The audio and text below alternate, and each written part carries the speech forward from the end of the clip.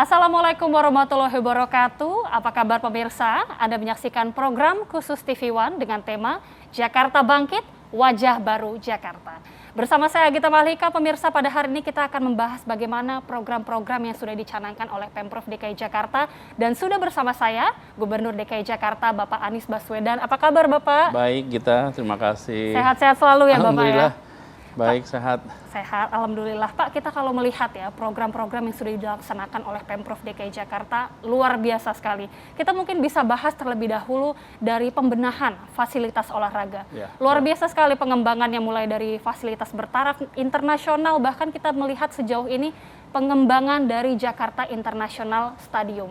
Bisa digambarkan Pak bagaimana progresnya sejauh ini Jakarta International Stadium? Iya, jadi begini. Jakarta adalah sebuah megapolitan terbesar di belahan selatan dunia. Sehingga kita ingin agar fasilitas olahraga yang kita miliki itu berstandar global. Kemudian yang kedua, masyarakat Jakarta ini memiliki satu wilayah di kawasan utara yang punya sejarah panjang. Nah, perkembangannya itu kita justru banyak ke arah selatan. Jadi sekarang kita membangun kembali stadion di utara, berharap nanti bisa menumbuhkan kembali kawasan utara Jakarta, pesisir utara Jakarta. Nah, stadion yang dibangun adalah stadion berstandar internasional yang menjadi satu tempat olahraga, stadion sepak bola yang bisa digunakan kapan saja.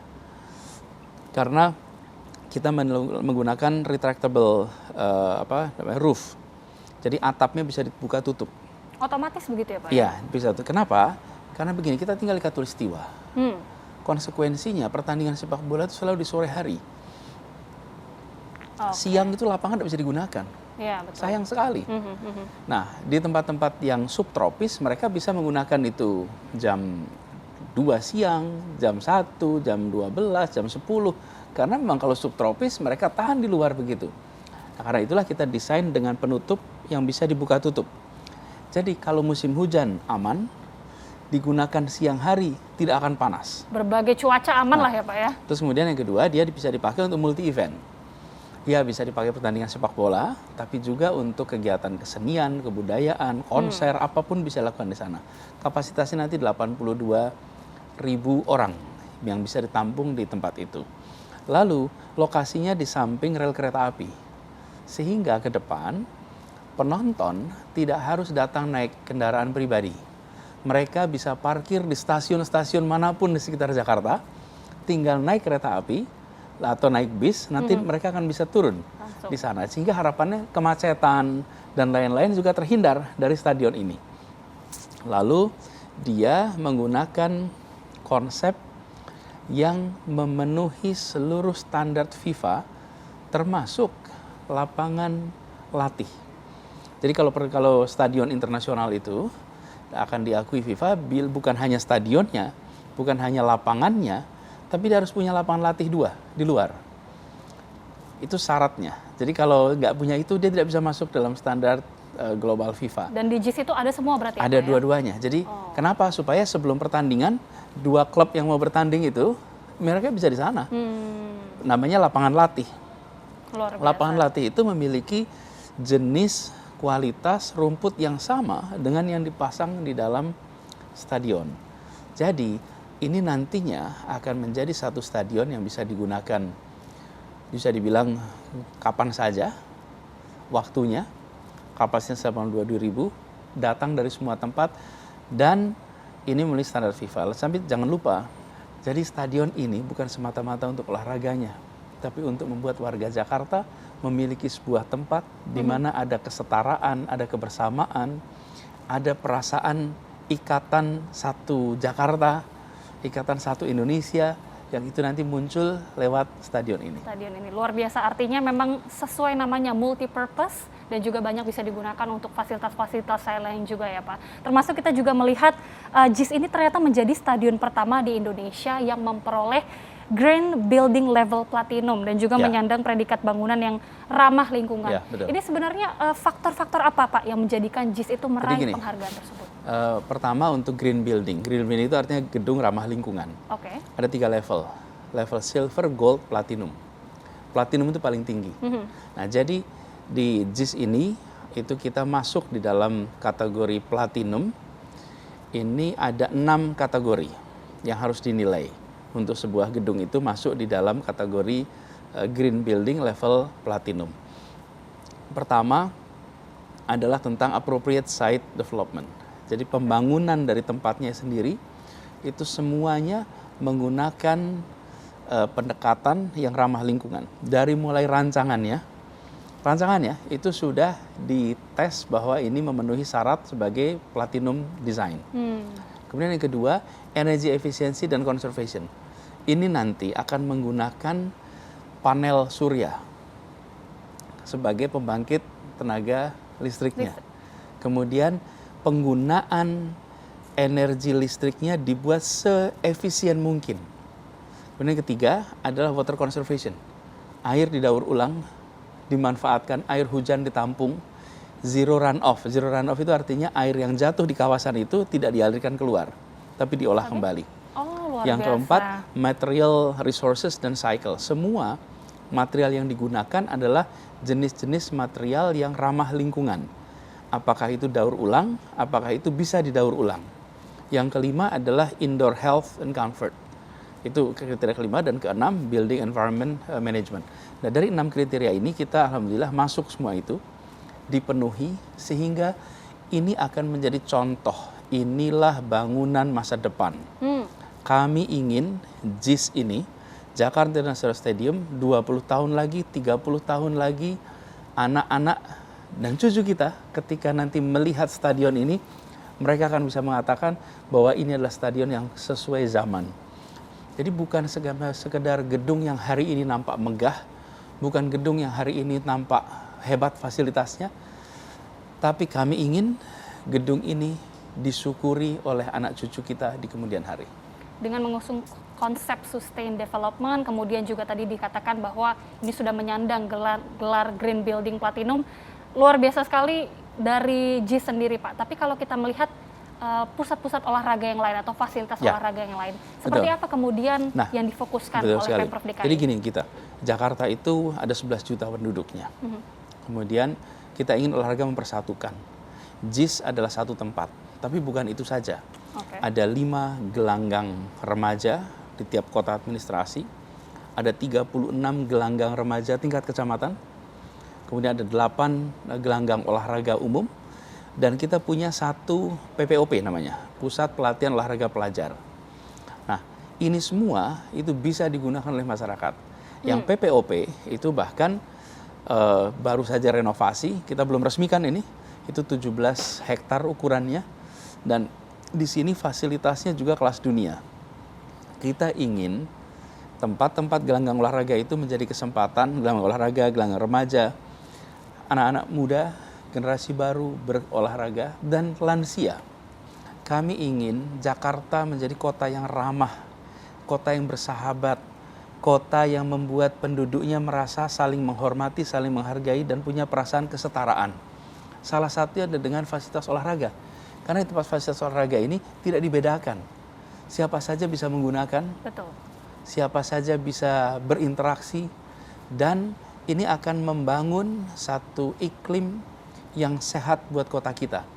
Jadi ya, JIS itu dibangun, tetapi semua fasilitas ini itu kita siapkan untuk memfasilitasi warga agar mereka bisa berolahraga, dapat sehatnya, dapat interaksinya, dapat kebersamaannya. Kondisi saat ini masih di tengah pandemi COVID-19, dan juga kita melihat mungkin aktivitas masyarakat ini terbatas Pak untuk berolahraga. Bagaimana kemudian optimalisasi yang dilakukan oleh Pemprov DKI Jakarta untuk memaksimalkan pembangunan dan juga prasarana dari olahraga itu Pak? Ya, memang betul sekali bahwa ketika ada pandemi, aktivitas olahraga berkelompok itu dikurangi. Ya, semakin terbatas. Ya, Pak, tapi kalau aktivitas olahraga individu itu bisa leluasa. Nah, sekarang kita di dalam fase ini kemarin malah justru memanfaatkan tempat-tempat olahraga ini sebagai tempat vaksinasi. Oh, Gor-gor itu, dialihfungsikan begitu ya? ya bayangkan dengan ada 36 di gelanggang olahraga kecamatan, ada 5 di tingkat kota yang besar, itu beralih fungsi pada saat kita melakukan vaksinasi menjadi tempat vaksinasi massal. Pengendalian atas COVID, warga bisa menggunakan fasilitas olahraga itu, tentu kapasitasnya masih 50-an%, tapi kita lakukan itu. Dan ini lagi kita yang saya ingin sampaikan, kita ini membangun lapangan-lapangan sepak bola dengan rumput sintetis di kampung-kampung yang padat, yang lapangannya sebelumnya tidak pernah hijau. Karena jenis tanahnya, karena iklimnya, sehingga sulit untuk merawat di tempat itu rumput dengan baik. Nah, itu kita bangun namanya lapangan Ingub, karena itu dibangun berdasarkan instruksi gubernur. Nah, lapangan-lapangan ini seperti lapangan kelas dunia. Oke. Dan ini untuk dipakai untuk anak-anak rakyat kebanyakan. Jadi jangan dibayangkan lapangan ini untuk dipakai komersial. Tidak, justru tidak boleh dikomersialkan. Lapangannya kelas FIFA, tetapi penggunaannya itu untuk rakyat semua kalangan. Tidak dibeda-bedakan. Lagi-lagi ini dipakai untuk memastikan warga di Jakarta bisa berolahraga dan mudah-mudahan nanti bisa berprestasi dengan fasilitas yang kelas dunia. Bisa berprestasi dan juga bisa mengembangkan untuk berbagai kegiatan positif lainnya ya Pak Anies. Tadi kita sudah mendengarkan itu dia bagaimana pembenahan dari fasilitas olahraga sejauh ini. Nanti kita juga akan bahas Pak Anies karena tadi sempat disinggung ya bahwa JIS ini juga terintegrasi dengan transportasi publik. Betul. Nanti kita akan bahas bagaimana sebenarnya integrasi transportasi publik yang saat ini tengah digencarkan oleh Pemprov DKI Jakarta. Sesaat lagi kami kembali.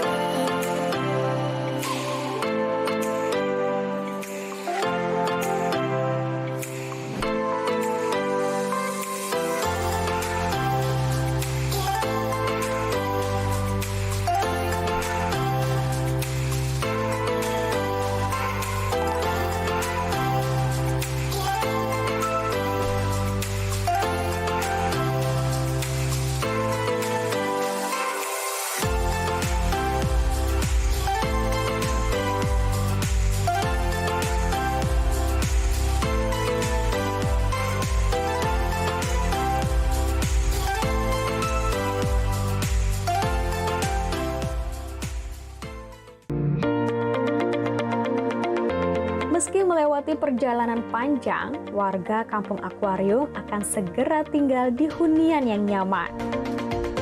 Rumah untuk menyambut masa depan. Penantian mereka kini menjadi kenyataan. Tahap 1 pembangunan Kampung Susun Akuarium telah selesai. Penataan Kampung Akuarium ini adalah pilot project yang juga akan diketuk tularkan ke kampung-kampung yang lain di ibu kota. Sebuah misi menghadirkan hunian yang layak dalam proses kemajuan kota dan membahagiakan warganya.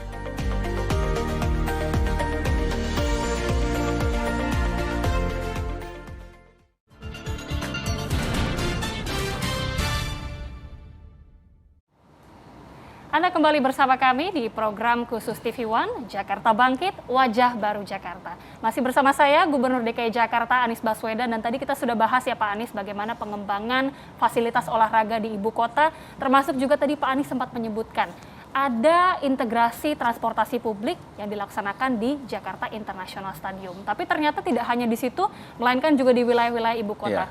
Apa sih sebenarnya Pak urgensinya melaksanakan integrasi transportasi publik Jadi ini gini, Pak? penduduk sebuah kota yang besar seperti Jakarta itu pasti memiliki mobilitas. Orang bergerak dari satu tempat ke tempat lainnya. Dari rumah ke tempat kerja, rumah ke sekolah, antar tempat kerja, mobilitas itu selalu tinggi.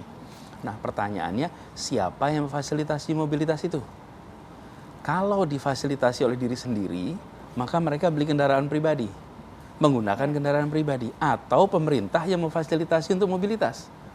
Sehingga masyarakat tidak perlu menggunakan kendaraan pribadinya untuk berpindah dari satu tempat ke tempat lain.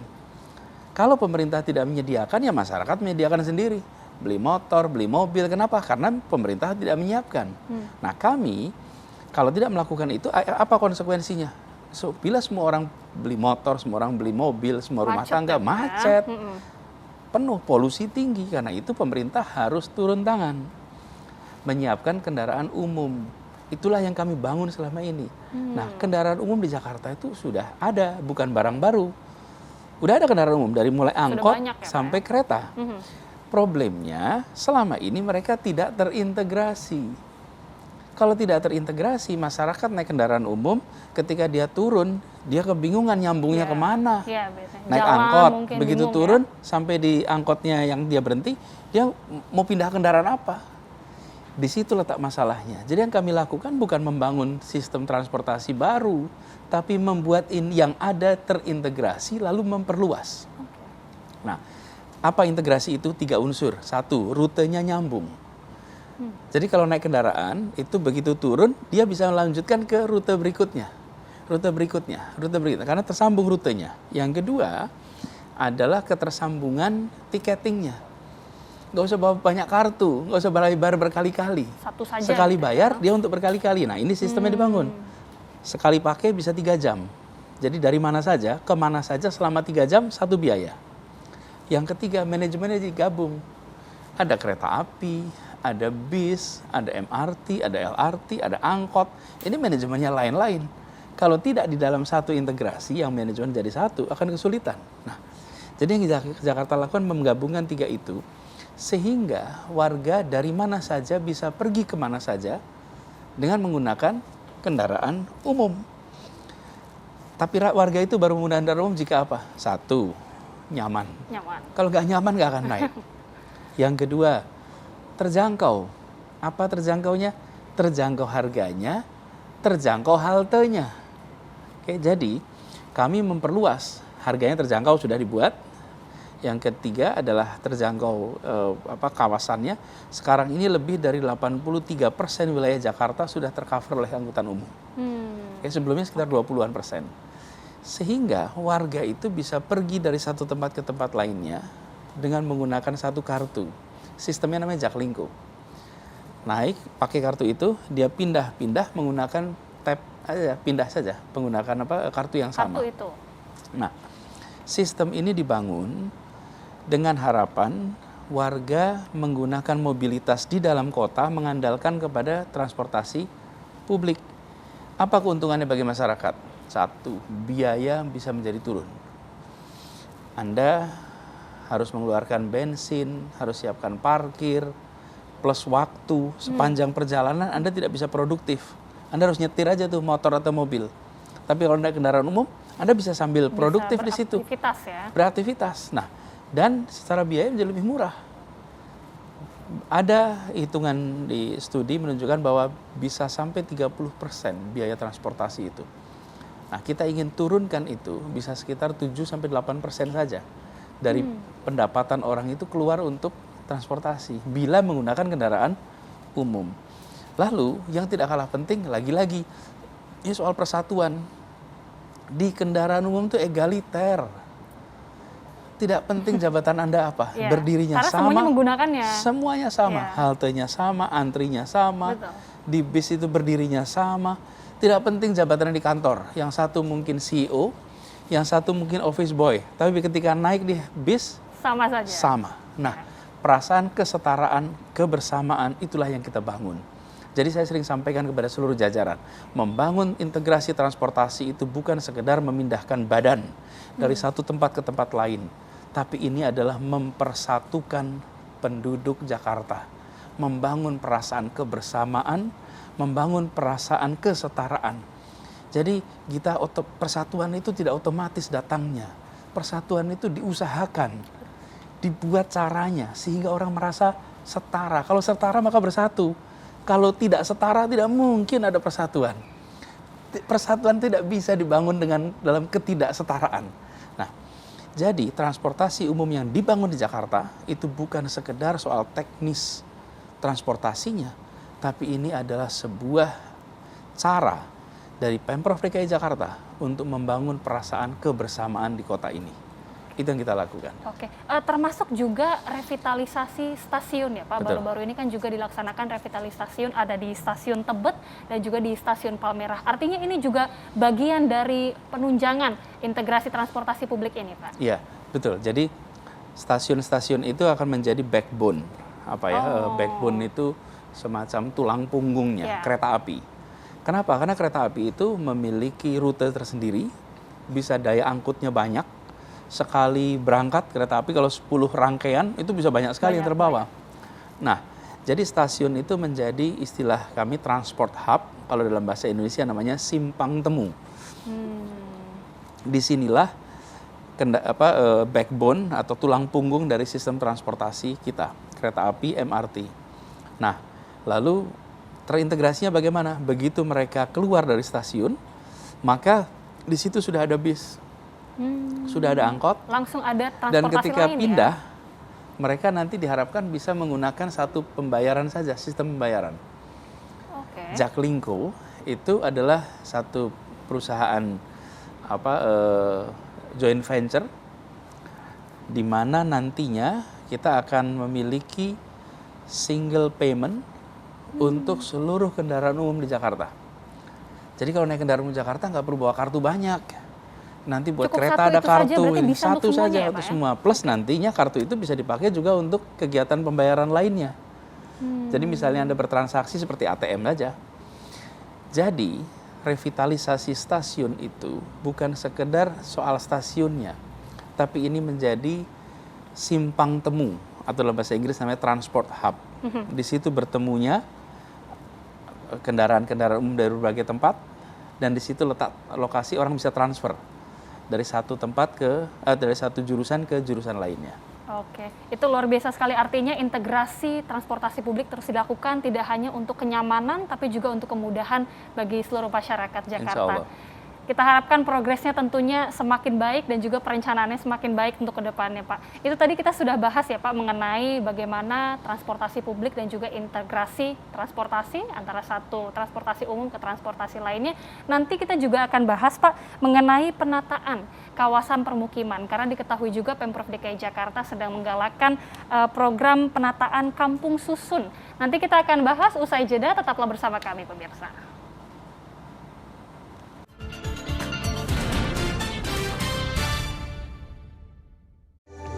Ramainya masyarakat yang berolahraga menjadi bukti bahwa minat olahraga dan hidup sehat warga Indonesia sangat tinggi. Pemerintah setempat pun terdorong untuk merevitalisasi stadion-stadion di Indonesia, bahkan membangun yang baru. Ini semua untuk mengakomodir warga yang mencari tempat olahraga yang nyaman dan berkualitas. Dan sebentar lagi akan ada tempat olahraga baru di Jakarta. Jadi, buat yang tinggal di sekitaran Jakarta Utara, ada tempat baru untuk berolahraga selain di pusat kota. Jakarta International Stadium akan menjadi rumah baru untuk berolahraga, panggung baru untuk atlet, suaka untuk siapapun yang ingin larut dalam selebrasi. Dan membuka bab baru dalam sejarah olahraga Indonesia. Ini adalah stadion kita.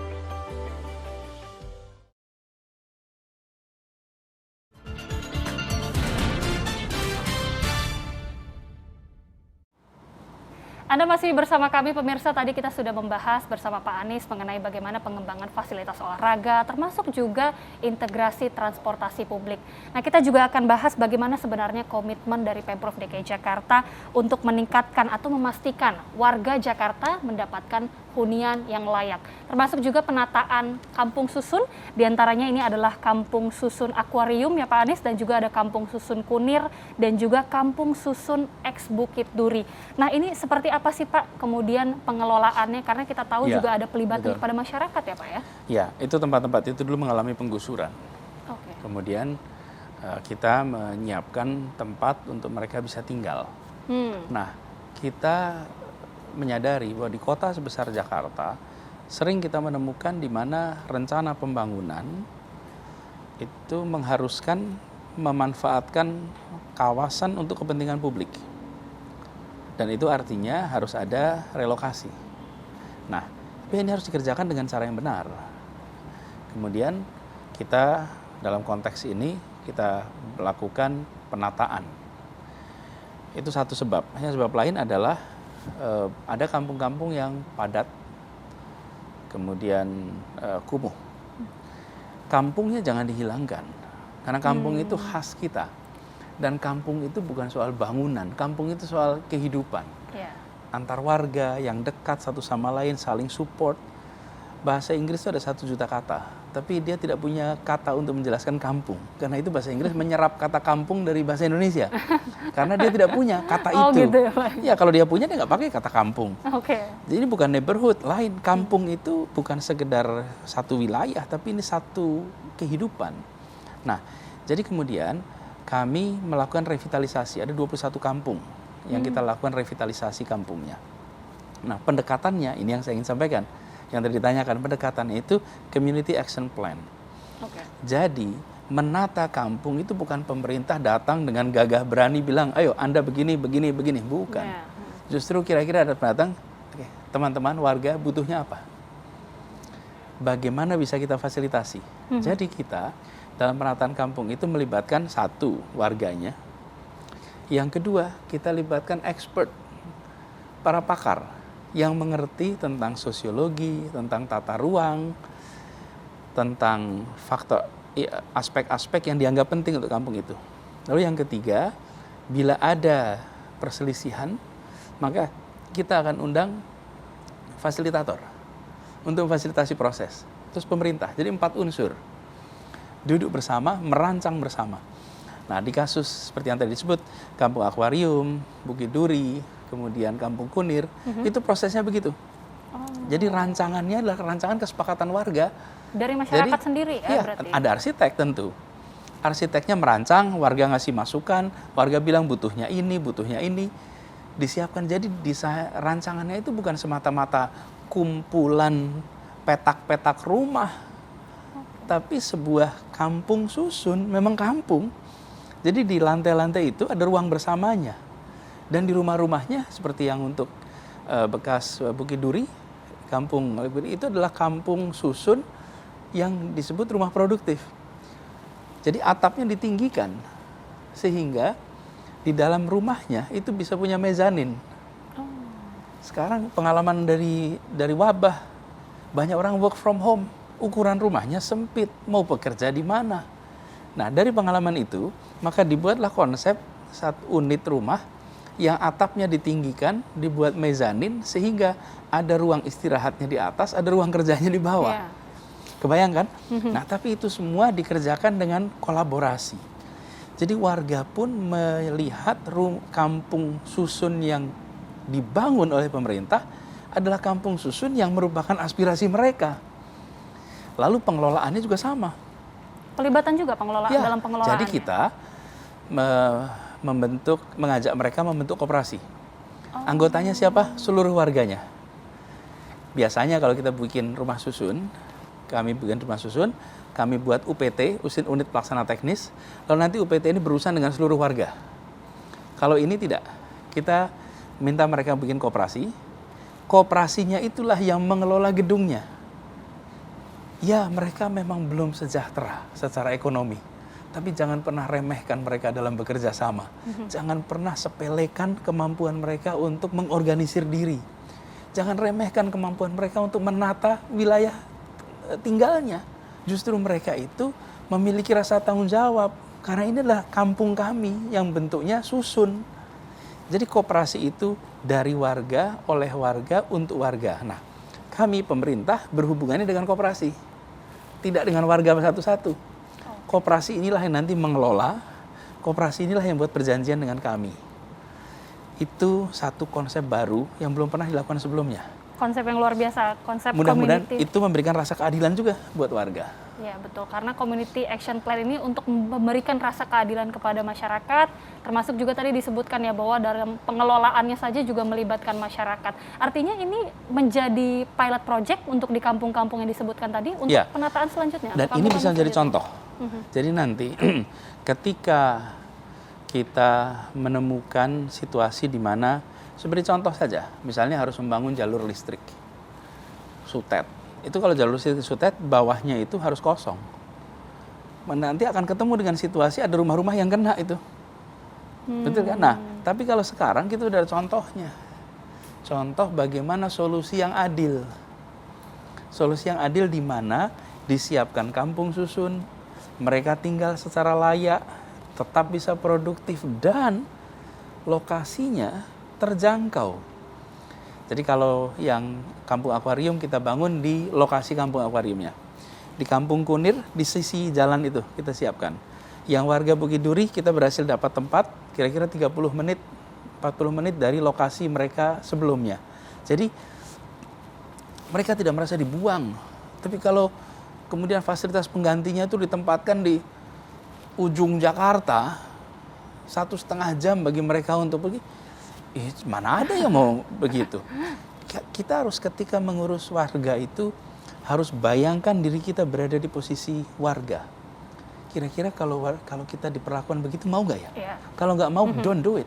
Just don't do it. Jangan kerjakan itu. Karena ini soal rasa keadilan. Jangan lakukan sesuatu yang kita juga tidak mau diperlakukan seperti itu. Nah, prinsip ini yang kami pegang, dan kita bersyukur bahwa lokasi-lokasi yang digunakan itu lokasi-lokasi yang tepat. Nah, kami harapkan ini nanti bisa jadi contoh.